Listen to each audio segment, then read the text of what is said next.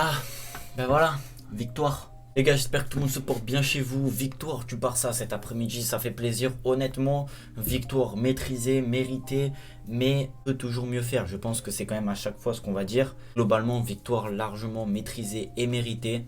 On va parler un petit peu de ce qui allait pas et ce qui allait dans cette vidéo. Donc sans plus tarder les gars, on commence avec la compo. Une bonne compo sur le papier avec Umtiti. Donc moi j'avais mis l'anglais mais Umtiti ça me paraissait aussi bien. Mais voilà, Umtiti très bon match, rien à dire. À côté du Rock, Alaro, rien à dire de Alaro, il a vraiment été au top. À droite, on a eu Minguesa, ok, bon. À gauche, Alba, ça c'était sûr. Au milieu de terrain, avec une pointe basse en 4-3-3, Busquets, donc je l'avais mis dans ma composition, avec De Jong et Pedri. Donc moi j'avais mis Pjanic, mais Pedri c'était aussi bien. Et puis une attaque avec Braithwaite, Griezmann, Dembélé. Donc globalement une équipe très compétitive, globalement une bonne équipe sur le papier où on avait largement les capacités d'enfoncer encore plus le clou et de faire un meilleur match, mais globalement, victoire maîtrisée et méritée. Donc la première mi-temps, elle est un petit peu ennuyante au niveau du rythme, parce que Barcelone met pas énormément de rythme, et c'est ennuyant globalement, parce qu'il y a Elche qui voilà, essaye un petit peu, mais qui quand même recule. Donc globalement, il n'y a pas beaucoup de rythme. Honnêtement, c'est très mou et on se retrouve avec une première mi-temps sans occasion. Vu que le Barça maîtrise quand même cette première mi-temps, ils arrivent à marquer un but, donc plutôt logique. J'ai bien aimé Dembélé dans la première mi-temps, j'ai adoré parce qu'il a tenté, il a vraiment... On voit que c'est lui en fait qui va apporter cette touche de technicité et de vivacité, en fait un peu d'euphorie dans cette équipe. À part Dembélé, il n'y a personne qui peut faire la différence et dans cette première mi-temps, on a vraiment vu la différence. Donc finalement, ça arrive sur un côté gauche, alors là on va en reparler. Braithwaite à gauche, je ne comprends toujours pas. Alors si tu mets Griezmann devant et Braithwaite devant, enfin dans l'attaque, ne les aligne pas, essaye au moins de jouer avec un 10. Alors je sais que voilà, le 4-3-3 revient bien, mais Braithwaite à gauche, je suis désolé, mais ça ne marche pas dans le match. On l'a très peu vu, en tout cas bon, il a subi beaucoup de fautes, mais on l'a très peu vu. À gauche, Braithwaite pour moi ça ne fonctionne pas, c'est un buteur, c'est le seul qui a la caractéristique buteur et il fait jouer à gauche. Alors je ne comprends toujours pas. Après voilà, il apporte un petit centre sur le but, c'est pas trop mal, mais on va pas retenir que ça, on va retenir la performance globale. Et Braithwaite à gauche, c'était très je vais pas dire invisible, mais on l'a très peu vu comparé à ce qu'il pourrait apporter devant. Donc je trouve ça dommage qu'il soit esselé sur le côté gauche. Première mi-temps, voilà, but contre son camp. Je sais pas s'il attribue à De Jong ou contre son camp. Moi je pense que De Jong la touche voilà, sur la ligne, un petit peu devant, bref, je pense qu'il y a but de Jong. On rentre à la mi-temps avec une avance d'un but à 0. Donc là je me suis dit bon allez, c'est plutôt pas mal, on maîtrise le match. J'espère en tout cas que la seconde période sera meilleure.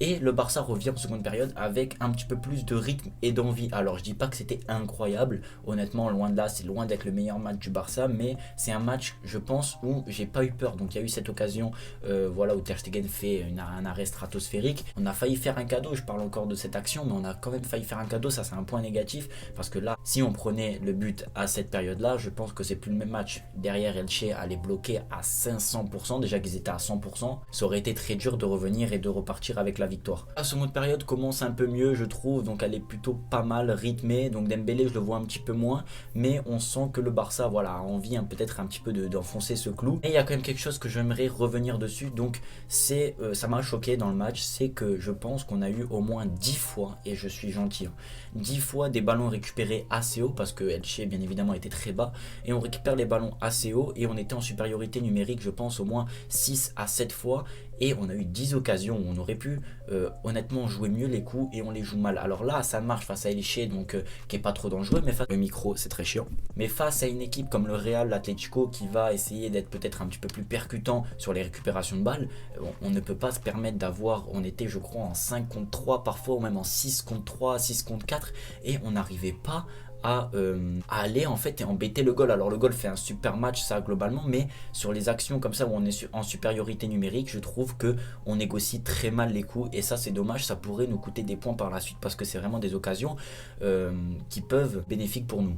Le milieu de terrain dans cette seconde période était intéressant, même dans tout le match. Busquets, j'ai trouvé bon. Alors, il n'est pas étincelant, mais je le trouvais serein. Je l'avais dit qu'il fallait quelqu'un en milieu défensif comme Busquets dans mon avant-match pour qu'il puisse en fait voilà, amener cette sérénité au milieu de terrain, et il a amené très peu d'erreurs. Alors Défensivement, il a un petit peu de mal quand il monte en fait sur le porteur parce que parfois ils sont, par exemple, il y a deux milieux et il monte en fait pour essayer de presser et il suffit que l'adversaire touche en une fois le ballon, il est complètement grillé. En plus, après, pour revenir avec ses 30 ans ou 32 ans, là, c'est très compliqué. Donc, c'est juste ça que je regrette un petit peu et que je reproche un peu à Busquets. Sinon, globalement, son match est très bon, tout comme Pedri et De Jong est au top. Voilà, rien à dire. Pedri aussi. Alors, Pedri, il a frappé. Miracle. Pedri frappe, c'est très rare, mais en tout cas il a tenté, il a été très bon dans les lignes. Je pense que Pedri devient indispensable, tout comme De Jong. Voilà, après Pjanic, c'est pour ça qu'il a très peu de temps de jeu. Quand on voit Pedri et De Jong leur match, c'est très dur de les enlever. Maintenant, j'aimerais revenir un petit peu sur les rentrées. Alors Trincao, il m'a énormément et beaucoup plu.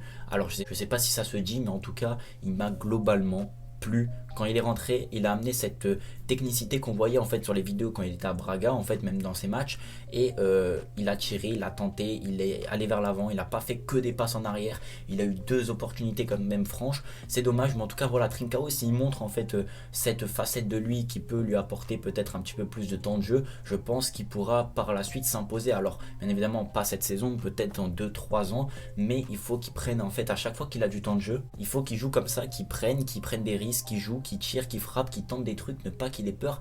Alors après c'est Elche, on va me dire, c'est une équipe voilà très affaiblie, mais en tout cas j'ai adoré son match, en tout cas son entrée. Bravo Ricky. Comment parler de ce match, enfin faire un débrief sans parler de Riqui Puig. Alors voilà, son entrée elle est soldée par un super but, mais au-delà de ça, et comme je le disais dans mes anciens débriefs, dès qu'il rentrait, il apportait une touche de vélocité, voilà, d'activité un petit peu, où il courait, il faisait des passes un petit peu de partout, il était très juste. Dernier match face à Cornella, c'est un petit peu moins soldé pour lui, il sort à la mi-temps, c'était dur, mais en tout cas là, il est récompensé. Comme quoi les gars, le travail paye. Voilà, le travail paye. Donc Riqui, parfait, Barça maîtrisé, rien à dire d'autre. Voilà, pas un match spectaculaire, mais un Barça maîtrisé. Je n'ai pas tremblé pour une fois, voilà, je pue pas, je vais pas transpirer. Mais voilà, j'espère en tout cas que la vidéo vous aura plu. Peut-être demain je reviendrai à froid, je pense pas. Parce que demain je travaille, donc je pense pas que je reviendrai à froid.